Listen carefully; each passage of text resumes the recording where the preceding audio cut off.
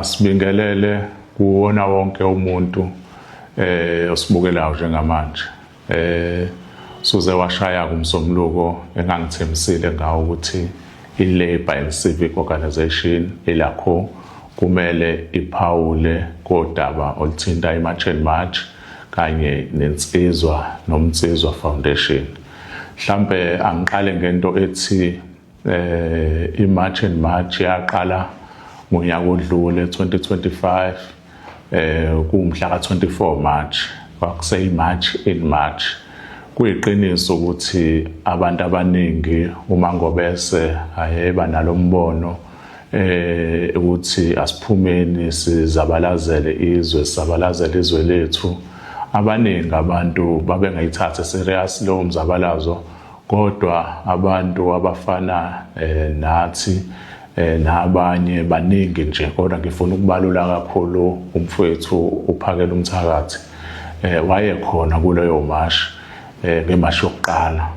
Beloke bakhona ebuye ngabi khona, kodwa kamumva nje kuwona lo nyaka kubonakala ukuthi umgqiqo wakhe kanjalo noMacingwane bathe mabesondela kwiMarch and March kube mkhulu kakhulu umehluko esayidini ohlangothini leyinsizwa, ngoba ukufika kwabo kwenza ukuthi iMarch and March ikhule ngesikhulu isivinini na wonke umuntu azi ukuthi kwenzakalani ngeMarch and March, okuwukuthi ke amandla abo nobuholi babo nokufaka nje umfutho kwiMarch and March kwenze ukuthi wonke umuntu ayinake iMarch and March, kwenze ukuthi amamarch emaningi bemaningi. Uzokhumbula ukuthi iMarch and March ibithi noma ebakhona kwamanye ama-province nakwezinye indawo, kodwa kakhulukazi bijwayele ukuba seKZN eThekwini. Kodwa ukufika kwabo basebenze kakhulu, ngeke sibukele phansi amandla abafike nawo kwiMarch and March. Bonke lawo bantu akade besupporta iMarch and March khona ade befika as ama-political party, ama-leaders besho ukuthi bezoseka iMarch and March. Bakhona ade befika njengama-civic organisation nabo besho bazoyisupport iMarch and March. Khona nje kade befika njengabahlali besho ukuthi bazoyisupport iMarch and March, okuyinto leyo-ke esijabulisayo and esijabulelayo engathi umzabalazo weMarch and March ungaqhubeka. Sesikusho konke lokho, kodwa ngeke futhi sikushiye ukuthi noma iMarch and March kwakuwumbono kaMangobese uJacinta, kodwa wonke umuntu waseSouth Africa, abaningi abantu baphumela obala basho ukuthi bayoseka umbono wakhe. Ngalokho-ke okusho ukuthi iMarch and March sekweya wonke umuntu waseSouth Africa unelungelo lokubeka umbono wakhe ngeMarch and March, ngoba noma ngobe uyakubalula lokho ukuthi iMarch and March ya wonke umuntu waseSouth Africa, okuyinto-ke esijabulelayo leyo kakhulu. Ingakho-ke nathi ezilakho sizophawula kwiMarch and March ngoba sasikhona isaqala and asikaze sihlehle selokwathini sasilokhu siyibambeni. Abantu abeza kwiMarch and March kunabantu abaningi abezayo bezosupporta iMarch and March, bezoyisupporta, and abanye babo sebenezitha, abanye babo abasebenzi bakhiphe isente labo lobakhipha amasente abo okugcina ukuthi bethenga ama-t-shirt eMarch and March, abanye ukuthi begibele beze uma kuzoba neMarch, abanye behambe ngeenyawo ibanga elide beza kwiMarch and March, ngoba nabo bayasibona isimo ukuthi sinjani eSouth Africa and bayafisa ukuthi silunge isimo eSouth Africa. Ingakho-ke wonke umuntu enelungelo lokubeka umbono wakhe ngeMarch and March, ngabe muhle noma ngabe mubi, ukuthi nje ekumele bekwenza aba-leaders eMarch and March ukuthi beyilalela yonke imibono, maseke bethatha leyo mbono abayibonayo ukuthi izoyilekelela kakhulu iMarch and March. Udaba olukhulunywa kakhulu njengamanje udaba la ngomhla ka-30 June. Uzokhumbula ukuthi u-30 June kuyiqiniso ukuthi wamenyezelwa uPhakela uMthakathi umzali masibona iMarch and March awuseka kakhulu usuku la ngomhla ka-30 ukuthi akushaya umhla ka-30 bonke abantu bokufika sebehambile. Uhulumeni kuze watatazela-ke kakhulu washo ukuthi uzokhipha 600 million ngalolo suku. Wakhipha lonke uhlobo lamaphoyisa, wakhipha ngisho iy'moto, wakhipha ngisho amabhanozi. Ukhumbula ukuthi kade simasha eThekwini bekunamabhanoyi abelokhu esigadile nje ukuthi-ke ngabe yonke ihamba kahle into lapho. Okuyinto-ke eyasikhathaza kakhulu ukuthi uhulumeni ey'ntweni ey'ningi kangaka umphakathi ukhathazeke ngazo ukwazi ukuspenda imali engango-600 million ngosuku olulodwa, kodwa abantu bebesho ukuthi sikhala ngabantu bokufika, uhulumeni kodwa ngaleyo nto engenzi lutho. Okunye kwako usuku la ngomhla ka-30 kakhulukazi eThekwini nathi la sasikhona njengelakho lahamba kahle kakhulu ngoba akekho umuntu owadotshulwa and akekho futhi umuntu owathiwa uboshiwe kuleya mashe esasikuyona. Okuyinto-ke leyo kuyasijabulisa kakhulu ukuthi abantu base-South Africa noma bediniwe kodwa bayawuhlonipha umthetho, bayawulandela umthetho, futhi-ke bayawuhlonipha nama-leaders ayelida leya masha. Ngoba kwangenzeka noma yini. Uzokhumbula ukuthi kuqalwa ukumashwa njengoba ngeke ngabalula ekuqaleni ukuthi kuqalwe ngonyaka odlule ngo-2025, kodwa uhulumeni akabi nesixazululo sale nkinga abantu bokufika, kodwa uyakwazi ukukhipha imali engango-600 million ngosuku olulodwa. Ukube lezi iy'nsiza wayikhipha uyikhiphela ukuthi kudilwe nento yabantu bokufika, mhlawumbe ngaba sikho nasikhona njengamanje. Kodwa-ke udaba olubaluleke kakhulu njengamanje olukhulunywayo udaba lokuthi lo mhlangano okade ukhona phakathi koNgizwe Mchunu kanye noPhakela uMthakathi uNdabandaba selususe umkhulu komsindo. Abantu babe nemibono eminingi eyahlukene okungelona futhi iphutha lelo. Njengelakho nathi siphawula kulolu daba ngoba umhlangano ongumhla ka-29 June ngakusasa kuzosa kube umhla ka-30. Kumhlangano-ke wahlala ngendlela owahlala ngayo, kodwa before ngingene kuwona angikubalula ukuthi ngomhla ka-23 May mhla ka-23 May kwakune-program lapha ngase-King Dinizulu Park eThekwini. Sasine-program yama-saloon. Umfethu uPhakela uMthakathi wayene-program insizwa nomnsizwa, kubizwe bonke labafethu abahlala emgaqweni eletha umkhuleko khona, banikwa-ke nokudla nezinye zezinto. Saya-ke khona sayomsupporta, naye weza kwi-program yethu yama-saloon yokuqala saseseThekwini, wazokhuluma nabantu. Kodwa ngalolo suku umhla ka-23 May sasesihamba-ke naye uPhakela uMthakathi nabanye ama-comrades sayohlala kwenye indawo lapha eThekwini eGudlulwandle. Sayoba ne-briefing nje encane, kodwa izinto asayikhuluma naye ngalolo suku enye yayo ilento ethi uthi uPhakela uMthakathi ubaba uRamaphosa ufisa ukumbona, kodwa manje njobe efuna ukumbona iyavela into ethi kunemali afuna ukumnikeza yona. Ngase ngimtshela mina ukuthi ngangcono kube ubaba uRamaphosa uthi ufuna ukubona kodwa ufuna ukulungisa iy'nkinga lezi esikhala ngazo njengoba hleli simasha. Kodwa uma kuveza ethi kunemali afuna ukuyikhipha, ufuna ukuxhasa, ilapho-ke inkinga-ke ngoba shuthi sekuyi-bribe leyo, sekukudayisa ngomzabalazo uma uvuma ukuthatha leyo mali.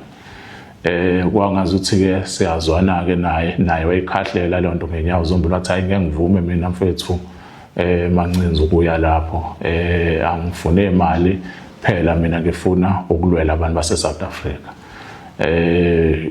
Kwadlula-ke lapho-ke and kwaba yinto futhi angikaze kufika umcabango uthi kungenzeka awuvume lowo mhlangano. Nakho-ke ngomhla ka-29 ebusuku June sekuvela-ke indaba ezithi ube nomhlangano ungizwe umchunu nawo uphakela umthakathi. Ngawo umhla ka-30 emva kweMarch ngenza isiqiniseko ukuthi siyabonana nomfowethu uphakela umthakathi. Masibonana naye uphakela umthakathi ngimbuze ukuthi saba ne-meeting 1-on-1 ayekhona amanye ama-comrades but ngacela ukuthi asikhulume sodwa eceleni sobabili and basinika lolo thuba and ngakhuluma naye. Ngambuza ukuthi mfethu uwena wathi uRamaphosa njengoba efuna umhlangano ufuna ukukunika imali. Ngabe kwenzakaleni uzovuma ukuthi uRamaphosa nibe nawo umhlangano ngoba uyazi ukuthi sasivumelene ukuthi ngeke uyilapha ngoba ufuna ukunika imali akezi nama-solution. Umfowethu ke lozo insolo zonke wayiphika ukuthi ayikho imali ayithathile kuRamaphosa futhi yena akaswele futhi yena ufuyile uney'nkomo more than 500 nembuzi more than 1000. Ngase ngicela ukuthi ngoba lento kubuke kungazuthi ziningi inkulumo la ngaphandle na ku social media kubalulekile ukuthi sibe nomhlangano. Ngakusasa umfowethu Ndabandama wayezoba ne-media briefing. Uma ezoba ne-media briefing bekuseni kwakumele sibe nomhlangano kuyimina uyena kanye nobuholi bonke be-March and March. Wathi hhayi akanankinga ngabuthinta ubuholi be-March and March kwavunyelwana ukuthi kuzobonwana. Nakho-ke before i-media briefing sengifona ekuseni ngoba i-media briefing yakhe izoba ngo-3 thina kuzomele sibe nomhlangano ngo-12. Mase ngimcela ukuthi-ke ngizama ukumfonela angisamthole efonini kwaze kwayi-media briefing yaqala i-media briefing. Ngafonelwa nomfowethu avamise ukuhamba naye amqaphayo naye ngangamthola. Sagcina umhlangano ungabanga khona ngazama futhi ukuthi kube nomhlangano-ke after media briefing wangatholakala efonini. Okuyinto-ke leyo-ke engabona ukuthi sengikwenze konke mhlawumbe ingakho umuntu ezefika kulesi sigaba lesi ngoba savumelana naye umfowethu ukuthi lo mzabalazo esiwenzayo kumele sithembeke ngayo yonke indlela. Futhi umfowethu uphakela umthakathi mina bengimbiza ngobhuti omdala namanje futhi kuse ubhuti omdala ngoba ngisho ngikuthiwa ungenzani kodwa kushintshi ukuthi mdala kunami and futhi kumele ngimhloniphe.